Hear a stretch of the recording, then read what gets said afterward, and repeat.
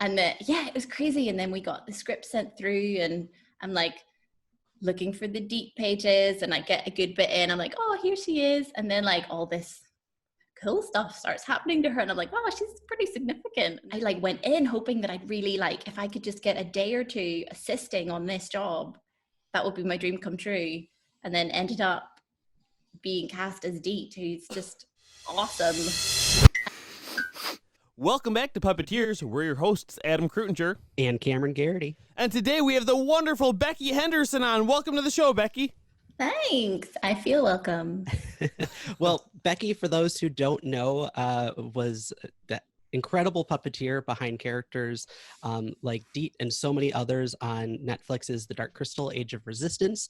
You also would have seen her name in the Pajanimals and that puppet game show. And you could also see her as a human actor in another wonderful Netflix show, Derry Girls. So Beccy Henderson, it's so good to have you. Welcome to Puppeteers. Nice to be here. So, one thing we like to start off with is just, what are you working on right now? Nothing. I'm in lockdown. In lockdown? Well, are you doing anything puppet fun to keep yourself occupied? No. Well, I'm doing a Zoom quiz tomorrow night, and I've been given the costume of Audrey too, so I'm trying to make a puppet out of nothing for that right now. Well, you're talking to Adam's made a number of Audreys, and you could pick up some tips from. We were just talking to one and only Robinson. Oh yeah, look at that. 2 ramen bowls, because I had ramen takeaway. Yogurt pots, little insides, but it will look cool at the end. Well, as cool as a puppet from nothing. That's like trash puppets. That is cool. That's awesome. I would have been working on the 3rd season of Derry Girls. We were going to be filming that this summer. Oh, okay. But, is that still going to be coming back? As far as you know? It's just been postponed, so it will film at some point. I just don't know when.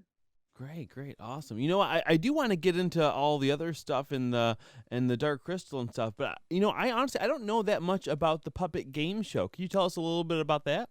Oh, that puppet game show. It was a Jim Henson and BBC show where they had, it was a bit like Muppets formula, where you saw the show happening in real time with celebrities, and then they would show backstage of the puppets backstage wreaking havoc, and it's all bedlam and explosions and that. But yeah, it didn't do that great, but it was a funny show. So that was a competition show, was it? It was a competition. Like a game show. Yeah, and the celebrities played various weird games involving puppets. Yeah. When we were talking to Barnaby, because they were going to be doing one in America a couple of years ago, and then it ended up not getting picked up, I guess, because we were in talks to working with them too, but maybe for the better. But I guess if you've seen someone else do something and it not be a big hit, then yeah, because even Barnaby, he won the one. I forgot where that one was. Sorry, at a different puppet game show. Oh, I know. That's what I'm saying. I'm sorry. They're all the American one, this one, and the one the Barnaby. They're all different, but they're all the same thing. Yeah. Right. Kind of. I'm assuming. What or some did of them he would win? Have been. What was his prize?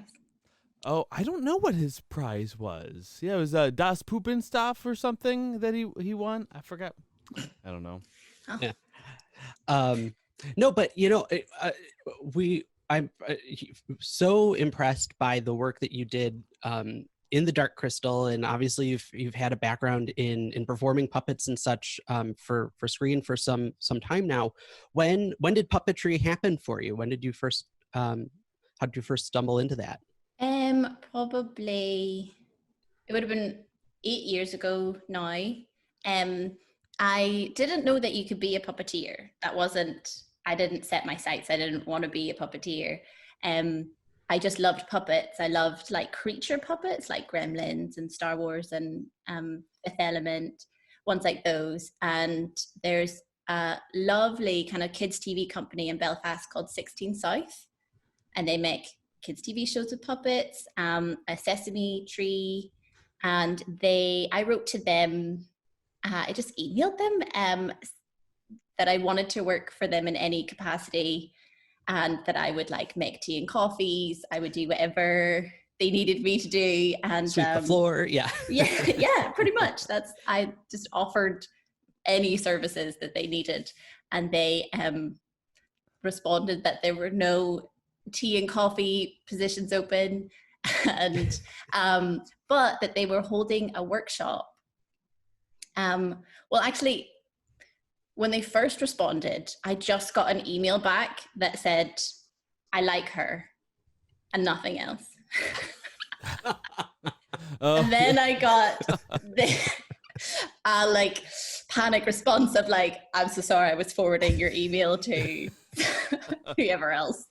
So they were like, "So yes, we like you, and we would like to invite you to come to a workshop that we're having." And I applied when it was like a month later. I then applied to the workshop. I got in.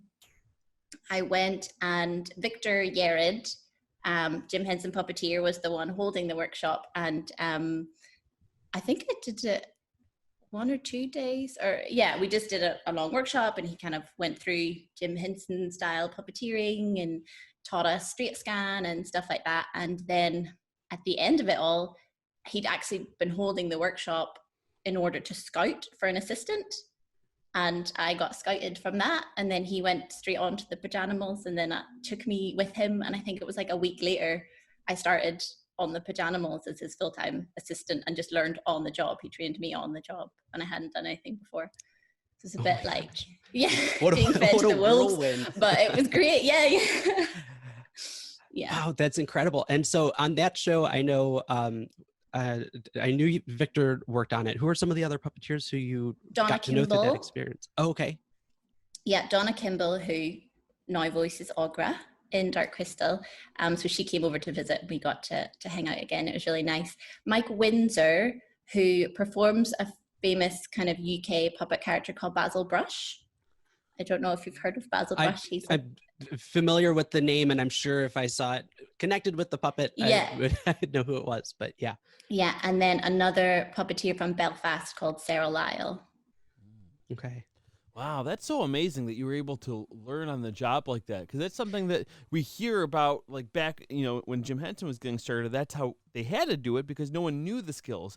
And so often now we hear that you usually have to walk in with those skills because there is so much competition. So what was that like for you? Were you pretty intimidated by that, or did you take it as a challenge and jump in? I was pretty terrified. It didn't make sense. I was standing on set, and I kind of like, why am I here? I don't know how to do any of this stuff. But Victor, who trained me, was really great. And we would, anytime when I wasn't needed filming a scene and assisting someone, he like set up a room upstairs just above the set, and we would go up, and he had like a monitor and like a few puppets set up. So anytime I wasn't, I could go up and like practice with the puppet. And it was kind of like being thrown to the wolves a bit, and very scary, but like so valuable. And I can't picture another way of learning now. That's how I learned, just like cameras rolling, do it now and do it right.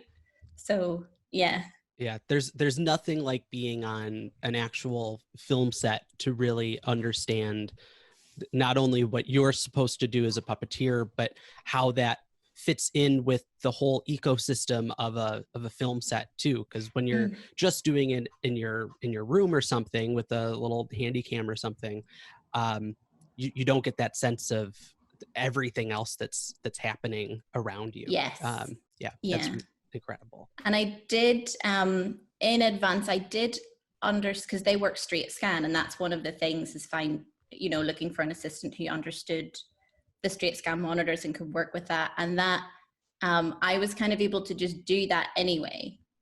And that was one of the things that Victor said that stood out in the workshop, that it wasn't, I wasn't kind of always drifting and finding out where I was. But I don't know why. I just find straight scan easier than reverse scan. So that was just lucky, I guess. Yeah, yeah, yeah. that's a wonderful obstacle to just like start out being ahead of. Yeah. Yeah, and that's usually the one thing that kind of nicks people out. So that's kind of awesome that it was the hook that kind of Yeah. Well, I know made you stand out. before, like what I would like when I was in school and stuff, I would have set up my camcorder to like do like try acting monologues and stuff like that because I come from an acting background, or like make funny videos for my friends. The camera that I would like flip to face myself to make sure I was in frame, that was straight scan. Like that gave me, so I don't know if I just got used to positioning myself Yeah. in that setup, maybe like subconsciously just learned monitors that way, maybe. But Yeah, no, that totally makes sense. Yeah, the more that you get used to it that way. It's funny, there have been a couple times because between Adam and myself and some other projects where we've been talking about puppet projects through this whole COVID thing. I've, you bring out puppets to show like to the client of like, oh, we could use this one or that one or whatever. And as soon as you get it in front of the like a Zoom screen and it is that mirrored reflection, it totally throws you off, right? yeah, you definitely need to adjust. Takes time. Yeah, for sure. So then was Pajanimals, then did that lead pretty much straight into that puppet game show? Yeah, puppet game show then was the next one I did. I'm not sure how long was in between, I don't really remember, but that was just the next job that I went on to. Sure. And I was thinking about it before we got started, how wild it was that you went that puppet game show where you're literally telling everybody in the title of the show that like this is a puppet show, to then go on to the Dark Crystal where the emphasis on realism and like creating a true world that we're trying to buy into is like so essential to that project. That just had to be like, I can't even imagine. Can you tell us what it was like going into the Dark Crystal? Oh gosh, where to begin? It just breathtaking, and I didn't believe that it was happening for months, like maybe 3/4 of the way through filming, like maybe 7 months in, I was like, yeah, I'm here on Dark Crystal. But up until that point, it was just denial, I think. It's like, did you have to audition for that? I did audition for that, yeah. What was that process like? I was working on assisting on another kid's show at the time, another 16 South show called Wildwoods. And I was a full-time assist on that again. And I got the audition for Dark Crystal, and I had to like ask for a time off, and I had to fly in the morning and do the audition and fly home that night so that I would only take one day off work. And I went to the audition and got handed sides, like a small section of script to do in the audition. And I remember panicking because I was like, if I have to read for a scene, they're not going to see how good of an assist I am. And because that was like my wildest dream would be that I would get to be an assist puppeteer on Dark Crystal. Like that would be amazing. So then I thought that would like ruin my chances, that I had to read a scene. And then I want to hold an arm rod. yeah, that's oh all my I God. want. I want to be a gelfling arm. You just wanted to sweep. Yeah. So I went up, and then they first of all, we had to read the scene with this kind of like goofy Muppet style puppet, like felt and cushy and nice. And then I read that through, and Kevin Clash was there, and he went, "She's hired."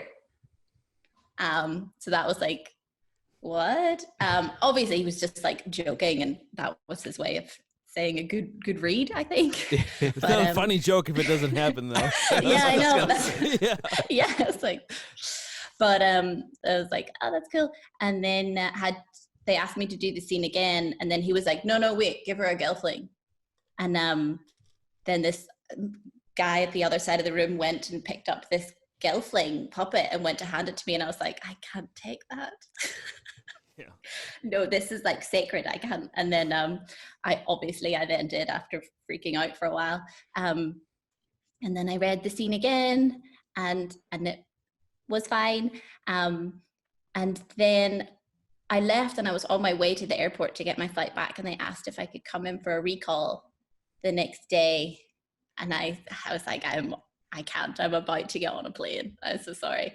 But then they offered me a recall, like I think on the Friday or something, like a later day, like there would be a day between. Mm-hmm. So then I was able to like ring my work and beg for another day off, which they graciously gave me. So then I think I got in back into Belfast, did the next day of work, and then went the next day and flew and did the audition again. Oh my gosh. Yeah, it was a crazy, intense whirlwind time, because I also couldn't believe what I was doing. It's like, I'm just flying to do a Dark Crystal recall. And then that audition was really odd, and it was like a workshop. Like all the other puppeteers were in there, and so that's just terrifying in itself when you're like the new kid and everyone knows each other and they're hey, and I'm like, what's up? I'm Becky. But yeah, that was terrifying. Like just watching these amazing puppeteers with like 30 years experience, and I don't know how many I had at that time, like 5. So very scary, but fun. And then they kind of went through the roles that we would be reading for, and they sold the Deet role as this very small role. And they were like, yes, like we have Brea, the hero, and Rianne, and like they're on this quest. And then they kind of sold it that Deet was this side story, just a little, her and Hup were like comic relief away from everything else, just side characters.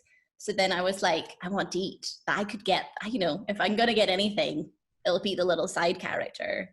But I also just really connected with her script section that they gave. It was just really nice, and it was fun to do. And then I did that, and like what felt like a gazillion months later, I think I'd already decided that I wasn't getting that job. I'd taken another job that was going to film over that time because I was so certain I wouldn't be getting anything. And then I was doing a gig, actually. I'm in a band as well, and we were doing a gig in Berlin, and I got the email before we went on stage, and I tried not to cry, but it was like so overwhelming. And then I can't remember like most of that gig. It felt like the best gig I've ever performed in my life, but I probably just sang flat like the whole time because I was just on a different planet. So I don't ever want to see like video footage from that night. But then after we finished, I went and found a corner somewhere, and I think I just rang my parents and cried for a while. Wow. And yeah, it was crazy. And then we got the script sent through, and I'm like looking for the Deet pages, and I get a good bit in. I'm like, oh, here she is. And then like all this cool stuff starts happening to her, and I'm like, wow, she's pretty significant. And then the more the scripts go on, I'm like, oh my gosh, what?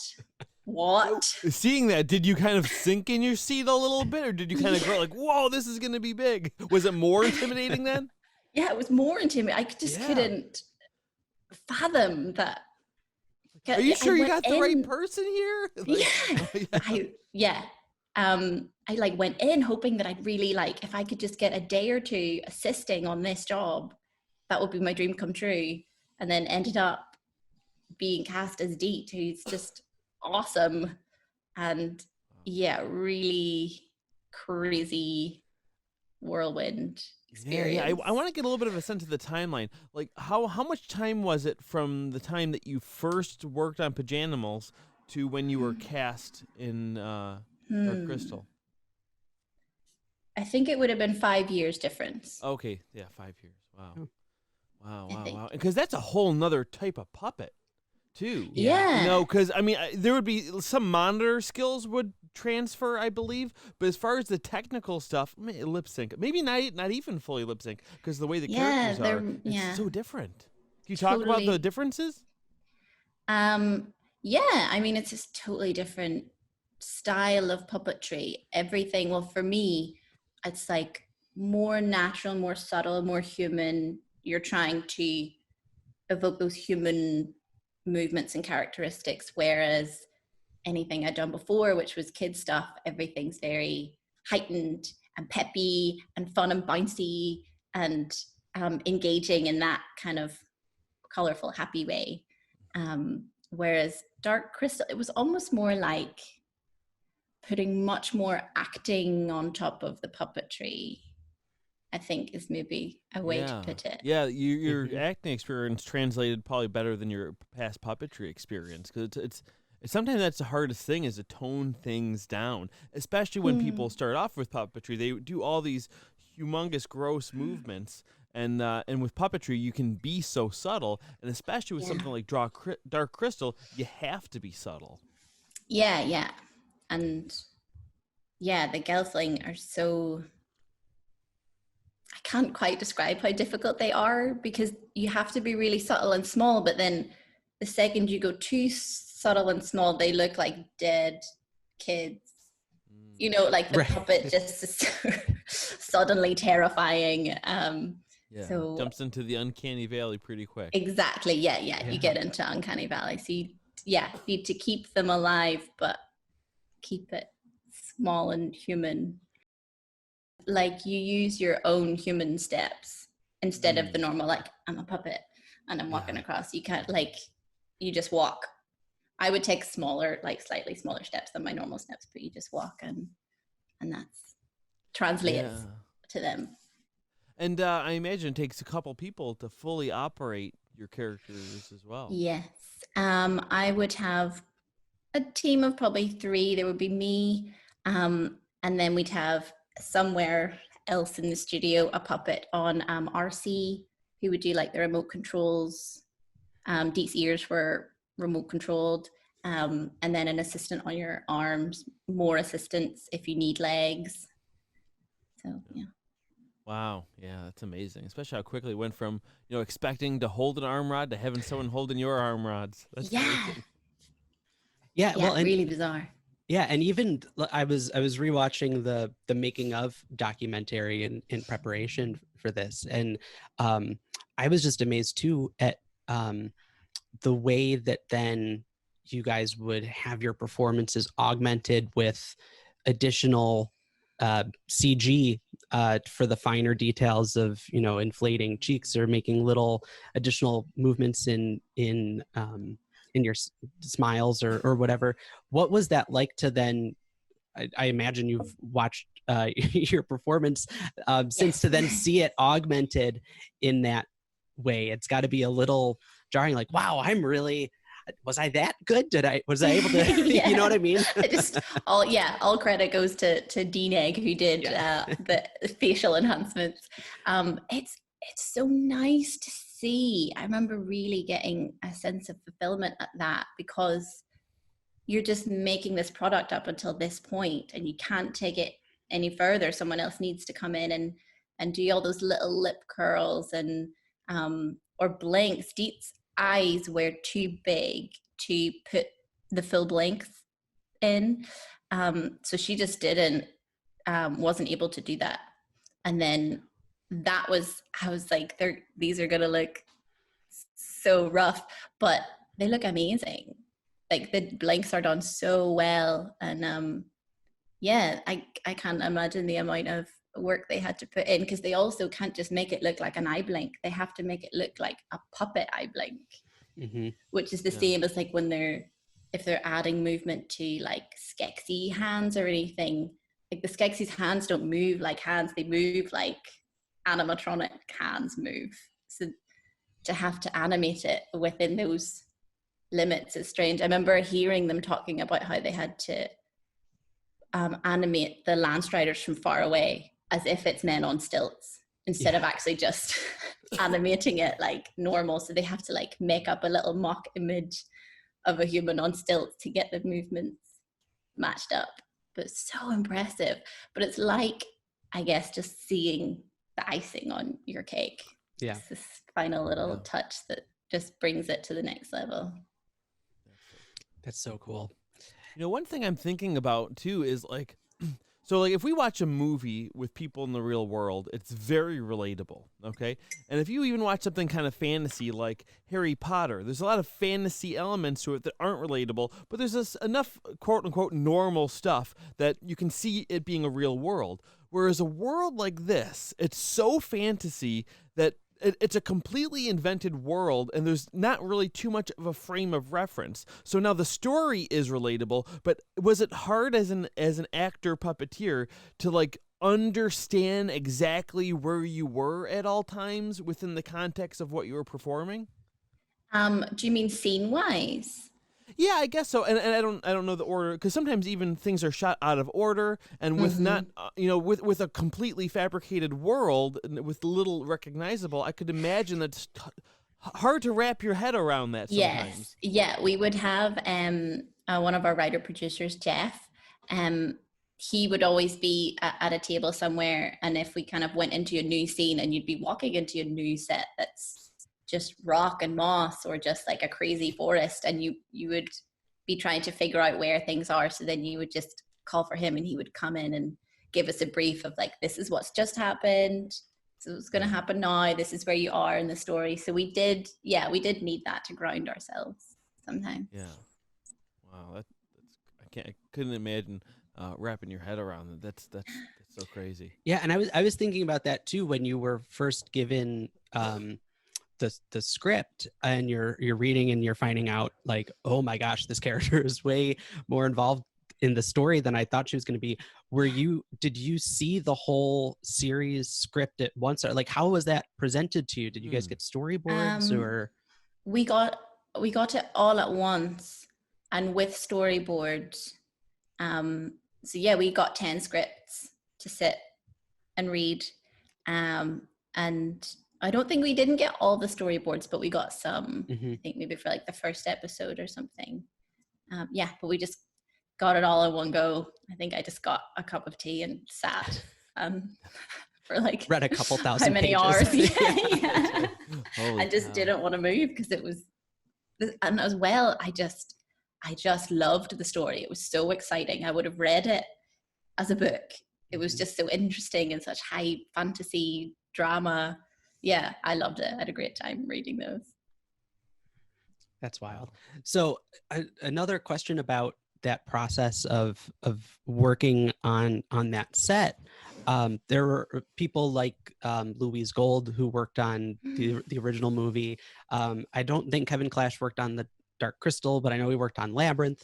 Yeah. What was having those people there who worked on the first one? I mean, obviously, like you said, you have these puppet legends, but that must have been a really good sort of historical bridge as well, of like, they were here before, they've been through this.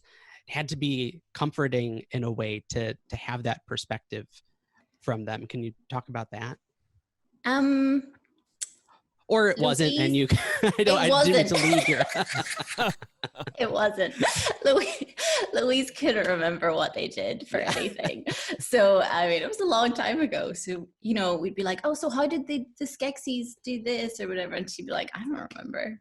So, yeah. And then in terms of other, seeing other puppeteers or who've been doing this for so long, it actually just became a source for more anxiety, because I would watch them doing scenes and like struggling with these gelfling, and then I'd be like, how can I do it if they are struggling? I'm just gonna crumble. But luckily I didn't. But I think it just made it scarier, if that's possible. No, that actually makes a lot of sense. Yeah. Yeah. Oh my God. Well, you played so many characters in this as well. So I'm sure you have a favorite character and that you relate to the most. But just from the standpoint of the puppet as a tool, was there a favorite one that was to operate because of the way that it moved, or the weight, or any reason at all? I think they all had different things. Deet started off as like not a nice puppet to perform. There was a lot of mouth trouble, and she had this really stiff mouth that just wouldn't open no matter how hard I tried. It was really hard to control. But then that's like one of those kind of troubleshooting periods. Then as we went on, they were able to make adjustments and fix the mouth, and by the end it was kind of perfectly fitted to my hand and moved really well.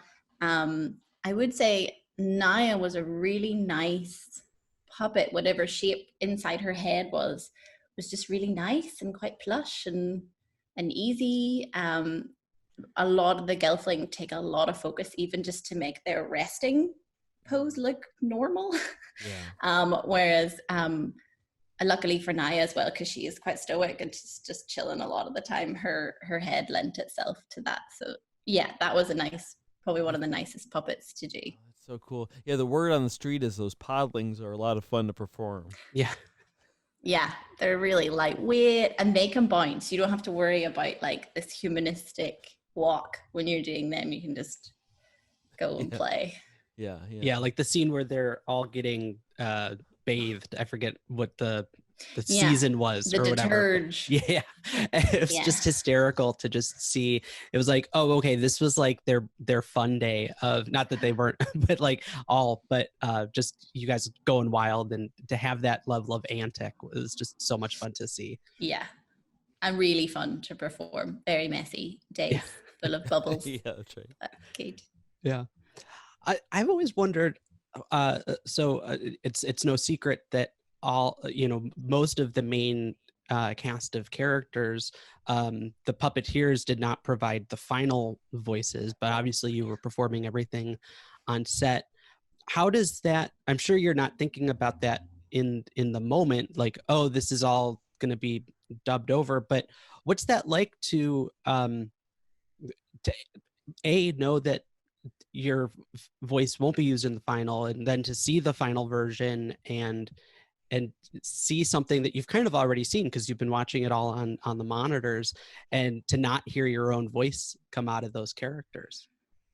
Yeah, it's a strange thing. There's lots of levels to it. Like, we knew going in that it wasn't going to be our voices. It's going to, like, we're going to be having a celebrity voice cast.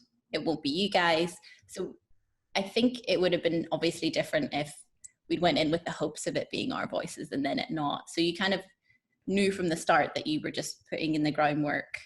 But you still just very much focus on the performance and just doing the best you can and what you feel should bring to the character. I think it would be very stunting if you tried to work in reverse and say had like voice samples or something to fit into it. Would just be so hard, and filming it would be really challenging, and things just change on the day all the time as well, like script and line changes. So we still got to have all the freedom of performing the lines how we wanted to.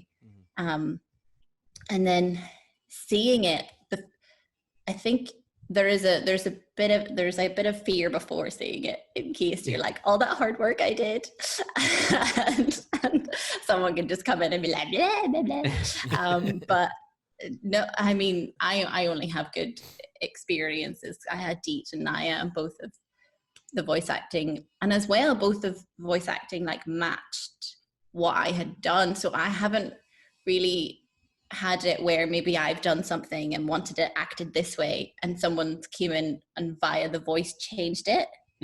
So I haven't experienced that. Maybe that would be weird, but I've had a good experience with it. And then also for Naya, when I was doing Naya, I would like put on this deep voice when I was doing it because I just wanted it to be that. And then they got a voice actress who has this gorgeous low rasp, and I was like, yes, that's what I wanted. So yeah, you have that too. So you didn't know who was going to be doing the voice before you started? That was all after? No, I think Deet was cast, I think, like after we'd finished. Yeah. I'm not sure about Naya, but it was like really late on, I think, when she was then cast near the end. But yeah, so we just kind of kept that's so cool because like you said, even though it wasn't your voice, you really get to establish kind of the tone of what it's going to be regardless, based on probably your own voice as well as, the movement of the character. So they are kind of limited to how much they could change the performance. So yeah, that is definitely you, very much so. That's amazing. And as well, I think that, yeah, they have a harder time, I think, on their end fitting what we've done for many reasons. For if they think, oh, that's not how I would have acted it, it could be different. But also, because we knew we were being voiced over, I was like, what accent do you want me to do? Like, we don't know who's going to be doing it, but they're probably not going to be Northern Irish. But they were like, oh, no, we love your accent. So I just did it in my accent. And then Natalie had to come in and fit the English accent around a lip sync that was not like, the vowel sounds are so different. I was going to say, yeah.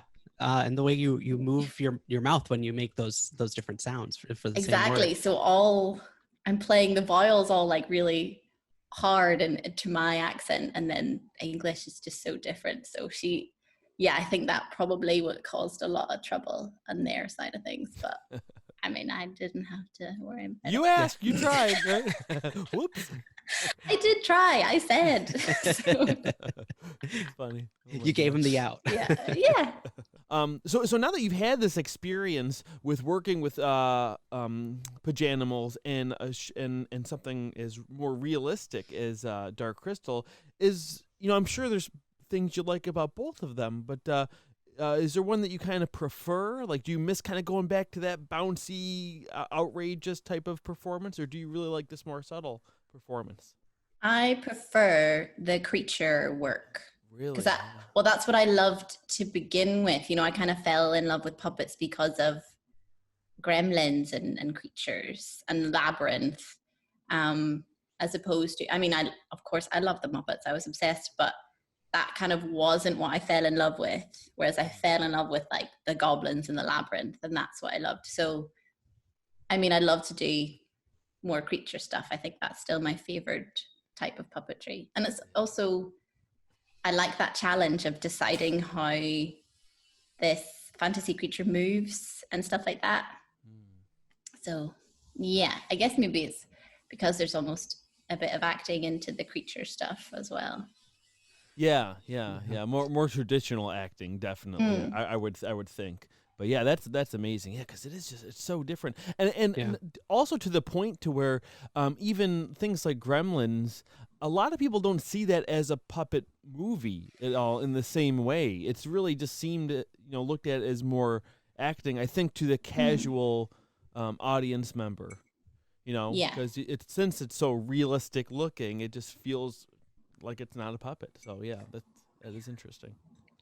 Well, and something that's really exciting about creatures too is that, kind of like you were saying, Becky, is that like the Muppets or the Muppet style, a lot of those characters typically have the same vocabulary of movement. Like it's so much of this all the time. Yeah. And when you go into a world like the Dark Crystal or Gremlins or Star Wars or anything like that, each species has its own set of rules. And it was things like, how would even something like how, like the mystic with its 4 arms, deciding how it's going to shoot a bow and arrow, things like that. So that's got to be a really exciting challenge for you, both as a puppeteer and as an actor, to figure out how that's going to happen.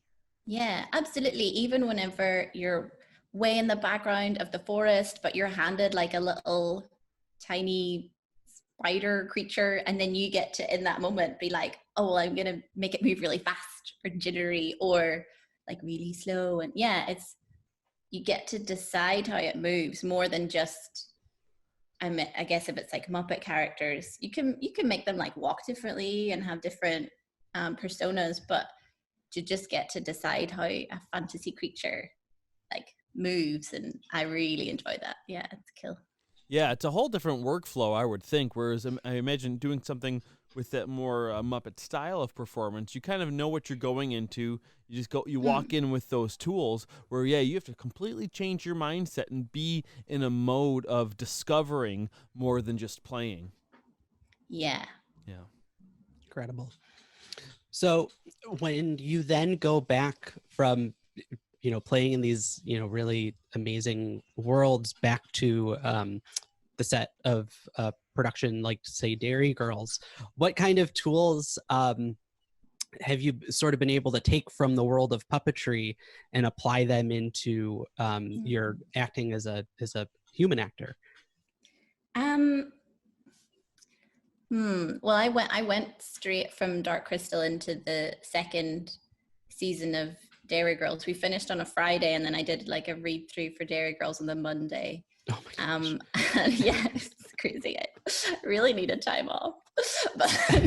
But what I would say is that it really, Dark Crystal kind of gifted me this patience and a bit of like fearlessness that I never had before.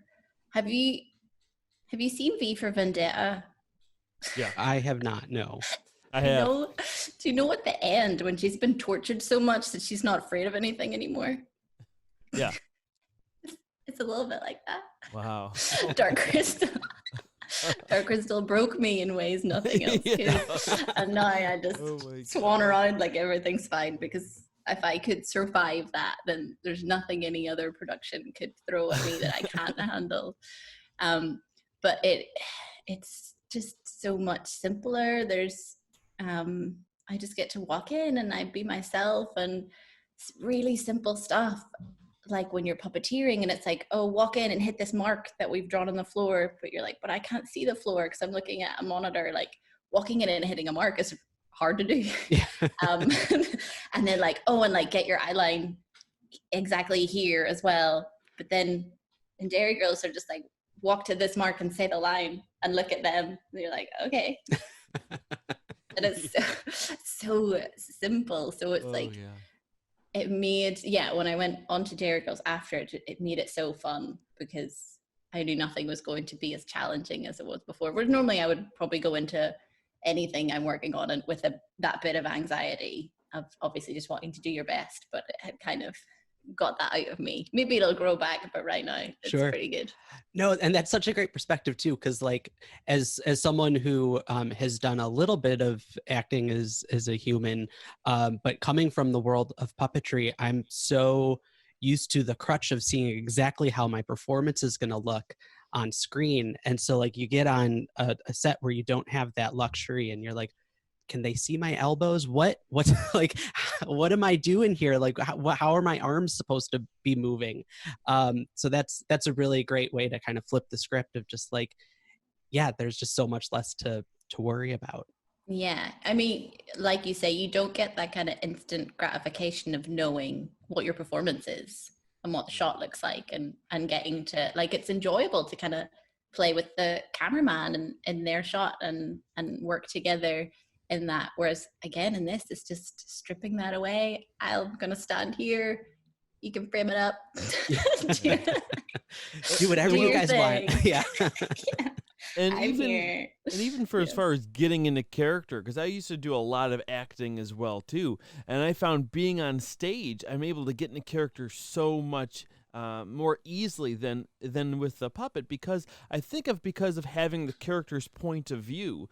Whereas when you're looking at a monitor, you're not seeing out of the character's eyes. It's not, even though you can become the character, it's just not the same as seeing what they see and really believing it the same way, right?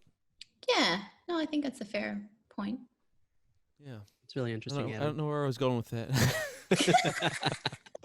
Anyway, we can tie that in, Cam. But you went there with passion, and that's what matters. Yeah, I did go there with passion, didn't I? Yeah. Yeah. Well, yeah. Oh, gosh, sir. Well, it just got me thinking, too, because even how you say how, it's such a, more rigorous workflow for puppetry. When you are on a set, like you were saying, this is much easier. Do you see other actors that are still like, oh, this is tough or something? Like, oh, you've seen nothing, Yeah, but I don't say anything. I quietly think that to myself. Like, because it's just that natural thing of completing, because maybe we're waiting too long. Yeah. We've been sitting around waiting for them to set up something, or it's a bit cold, or I'm a bit hungry, and that's just natural for people to complain about that stuff. But especially coming straight off the back of Dark Crystal was like, y'all got nothing to complain about. Yeah, you don't know how good you got it. Yeah. Yeah. Right. Yeah. Um, this is kind of going backwards a little bit, but another sort of difference that was unique to the Dark Crystal versus any other kind of puppet production that you would have done, or most other puppet productions, was that you had a live moving camera as opposed to, you know, you're either something that's more stationary or a 3-camera setup. Like, how does that, I mean, that's just got to increase the level of difficulty even more. Yeah, it didn't work. It doesn't work. Oh. I mean, obviously, yeah, we got a great show from it, but you just have to do so much more and almost like twice as much, because if you're correcting the eye line to one moving camera, it's just going to be wrong on the other moving camera. Mm-hmm. So you kind of do shots to death and twice as much because both cameras want to capture it. Yeah, that was a long battle. How much of that is on you versus on the camera person? Because I imagine that it also takes a lot of trust in the camera manipulation as well. Yeah, it was hard to get over that in the beginning because we're just used to controlling that, because it's like a magic trick. Yeah. And we control the magic trick because we can play the eye line here. You know, we can make it look like we're looking over there when the puppet's really like looking over here. And it's all like smoke and mirrors. But when you put a moving camera in, you're just getting rid of the smoke and mirrors, and you don't have that thing to play with anymore. And then you can play to one camera, but you just have to hope that they don't use maybe the shot that the other camera's capturing because you're not looking in the right place or where you would want to be. Like, they'll maybe be capturing a performance that you're not happy with, and you just have to hope that it's on the cutting room floor somewhere. So are you watching 2 monitors at the same time then, if 2 cameras are rolling? We have a monitor that's split into 4, and there'll be 2 feeds on it of both cameras. Then in the battle scene, there was a point where we had another camera, so there was 3. And then when you were in the Skeksis in the battle scene, there was 4, because there was like the 3 cameras, and then there's a special feed that's like a POV. It's like just like far up and looking down on everything, so that if the camera's not on you, you don't panic, and because you can't see anything, you don't know where you are, or like it even helps with, like, in the beginning we didn't have that at the very start, and you just be like chilling out inside your puppet, but then someone would maybe push past you and you're like, oh, what's happening and where? And it's like you just lose all your bearings. So yeah, that kind of camera helped the Skeksis performers know where they were in the space at all times. Right. So was that coming from, was it giving you the perspective, sorry, so where would the camera have been on the Skeksis? For that point of view shot, was it from its eye? No, like overhead, looking down on all the Skeksis. Oh, I see. So you were seeing the whole, the whole room, like the seal. Yeah. Okay, got it. So that would, yeah, you could see if someone was coming up behind you or something, or like if you were about to bump into another Skeksis. That's great. Yeah. Yeah. Did you find that helpful, or was it almost like too much to focus on?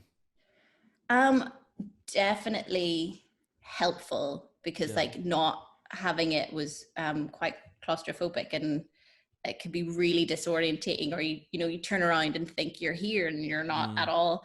It made it easier, or even like to direct each other. But it did, I mean, again, it's just like adding another camera that you have to look at. And then also it just means that your picture becomes smaller. Yeah. So and like the monitors that fit in the Skeksis are like really small anyway. So then now it's like, we always said that was like the size of a postage stamp, each little monitor. And then if it's a big, lovely wide shot, you really like, and finding out where your eye line is in this, this is really hard. I'm going to need some readers for this, please. Yeah. Well, that's when it was like kind of helpful for the RC performers, because they were sat elsewhere with a giant monitor in front of them, and you were able to kind of communicate with whoever was doing your eyes, and they, build up that relationship for them to be like, oh, great. Just a little bit this way, or they'd be like, oh, you look great on a cam, cams right off or whatever. But yeah, that was good to have the RC performers for those times when you just can't see your eye line because you're so small. Yeah. Oh my goodness.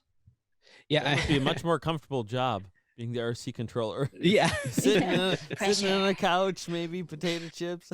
No, I'm kidding. Yeah, I mean, yeah, have a little rug around you. Yeah, it's probably playing a video game almost. Yeah. Well, that's what I was thinking of, Adam, when you were saying that you got the perspective of all the Skeksis in the room. It's like when you play Mario Kart and you see on the side of the screen like all of the players on the road. Yeah. Oh my goodness. Well, I guess I'm curious what you hope is able to come next with your puppetry career. I mean, I'm sure we're all kind of waiting and hoping that maybe a season 2 happens of Dark Crystal, which I'm sure you couldn't tell us even if it was happening. But no. But what are you hoping to be able to? Where do you want to see this continue? I would just be delighted and happy with any new production that came up that have more creatures in it. It's kind of a place that I think people and filmmakers are afraid to go. So I don't hold out hope that there'll be these amazing creature effects projects, other than obviously like we have Star Wars and stuff. But it's, I guess, just hoping someone else is brave enough to do what they did with Dark Crystal and make something like that. Yeah, I mean, it's a difficult one because I feel like I already achieved the thing. Mm-hmm. Yeah. I like got beyond what the wildest dream was. Yeah. So I don't want to be like greedy and wish for more. Do you have any ideas for like your own little puppet thing that you'd want to do? Not really, actually. But I mean, I guess that's like, if it over time nothing happens, then that's the natural stage, is to be like, well, I want to do this, I'm just gonna make it happen myself. Yeah, because that's where puppetry is kind of a little bit different than acting, at least in my experience. Where acting, I think it's a little easier to get back into it, because again, kind of like I was explaining before, you kind of just become that character. Whereas puppetry uses a lot of technical skills that you kind of have to practice and keep up. So yeah. And you're dependent on so many other people to make it. Yeah, of course, and dependent on so many other people. Totally, yeah. Even if I wrote a script in quarantine, I still need to like source people to make it, or make, like, I can't just whip up some animatronics like in my house. Yeah, it's still, it's such a team thing. You need everybody on board. Yeah, totally. Well, and to your point about, producers deciding whether or not they want to continue to or to make new projects that feature these characters, I really think, I mean, I'll be honest, the Dark Crystal and Labyrinth like scared the crap out of me as a kid, and so I've always kind of been timid about them, and there are other realms of the puppetry world that I'm more interested in. Sesame Street is his safe space. Sesame Street is my safe space, but there's just other parts of I was never drawn to that world. And when Age of Resistance came out last summer, I was just amazed, and to see what all of you were able to do with those characters, I think it was just so evident of the capability of those characters in film lore and film history. The Dark Crystal and Labyrinth kind of have this air about them of like, oh, they failed, they were Jim Henson's pet projects that never were as big as anything else. And I defy anyone to watch your performances, Deet, or Warwick's performance, or any of what you guys accomplished, and say that you couldn't do a whole other project like that, or at least have the next great Gremlins movie or something, because the possibilities are endless. Yeah, and there'll be kids watching it right now that are inspired and want to be filmmakers and want to make the next crazy creature movie. So we just have to wait for that to happen. Yeah. No, I'll be here in quarantine. They'll definitely happen. Waiting for the job. Well, they know where to find you now. Yeah. Yeah. If they didn't already. A fun thing is, your Instagram is so wonderful. It's so fun to see all the pictures and things that you're working on. I noticed you seem to be doing a lot of illustration on there. Can you talk a little bit about that? Oh, yeah. So I just draw for myself in my own time. But then since quarantine happened, I started I do a drawing a day. And then I share it online with like a list of prompts that I have. I just follow a prompts list and do drawings. And I did a drawing of Deet as well. I saw that. That was really cool. Yeah, I have one here. For to sign and stuff at conventions and stuff. Yeah, I said "and stuff" too many times there. No, it's all right. And in looking through it, it looks like that you do some of it on pencil and paper and some of it virtually. Is that correct? Yeah, I like to draw it on pencil and paper first, and then I take a photo of it, and then I color it in digitally. Oh, okay, cool. I just like how it looks. I think it looks cool. Yeah. What kind of virtual tools do you use? Are you using an iPad or Cintiq? Yeah, and Procreate on the iPad. Oh yeah, it's a great program. I love that. I use that too. It's awesome. Yeah, well, Becky, as we begin to wrap up here, something that we ask all of our guests who come on is if they have a good puppeteers moment, something that happened on set where in the moment you just wanted to pull your hair out because it was just so crazy or ridiculous or things weren't going right. But looking back now, you could kind of have a good laugh about it, shed a good puppeteer. Ooh. And it could be from Dark Crystal or Pajanimals. Yeah, I mean, it's going to be Dark Crystal. Oh, perfect. Like a bad moment. Yeah. I mean, I have loads to choose from. Something so that kind of look back on, and you look back on and laugh. Like in the moment, you're like, "Oh no, my career is over." Something that you look back and like, "Oh wow, it wasn't that bad." Yeah, in hindsight. Yeah. Oh gosh. I'm not sure. I mean, I have plenty from Dark Crystal's really hard job, but then I don't know if any of them I'm at the point where I'm ready to laugh about it yet. I'm still. Oh, yeah, the wounds are too fresh. Huh? Yes. These fresh wounds. Well, it could be something from acting as well, if you wanted.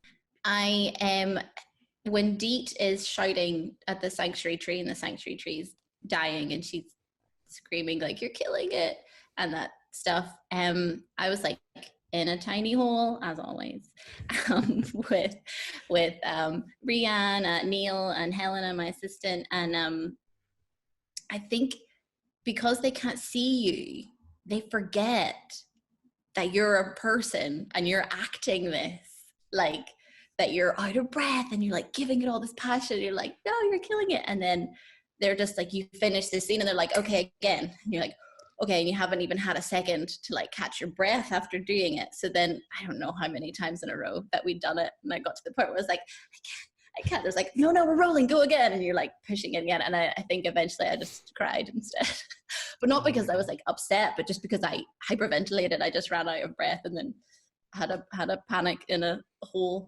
But I mean that wasn't even that one time. I think that happened quite a few times. It's because the puppet looks fine.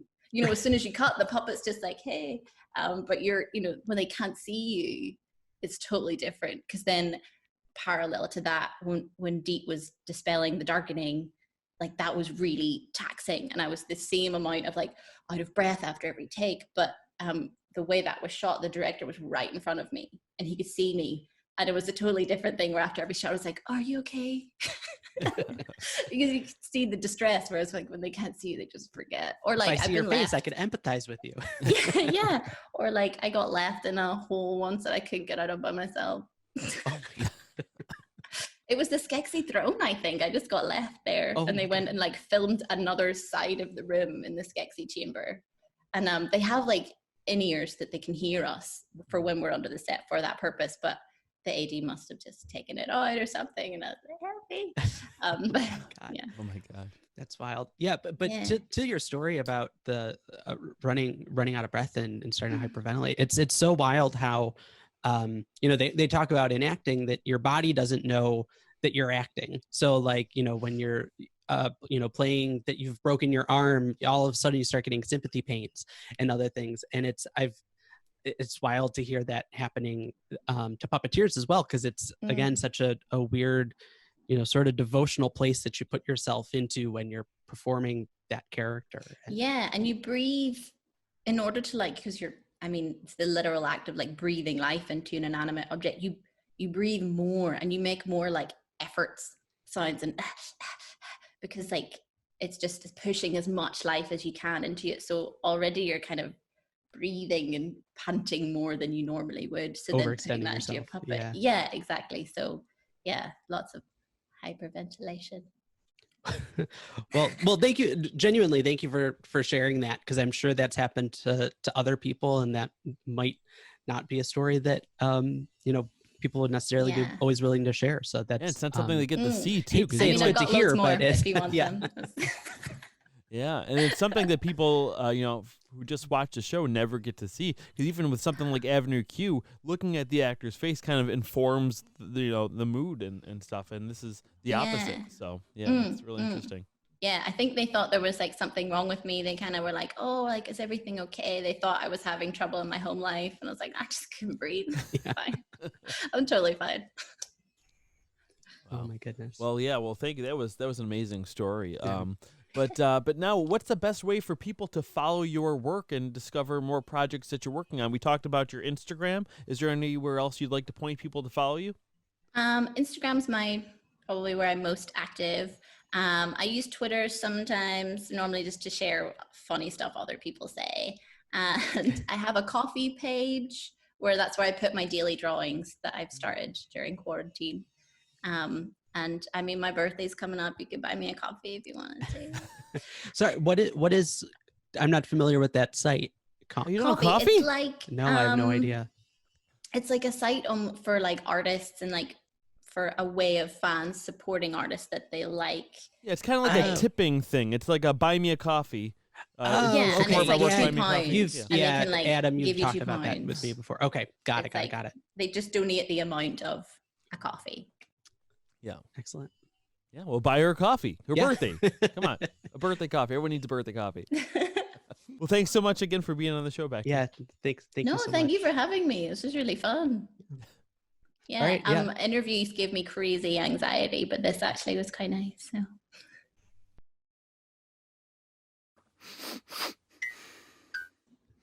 All right. Beccy Henderson. All right. Welcome back to Puppet. Oh, I'm sorry. You threw me off. Sorry about that. Going really good. Did you need to say anything? No, I was just going to warn her that this is the part that we usually screw up. I do. I screw this up the most.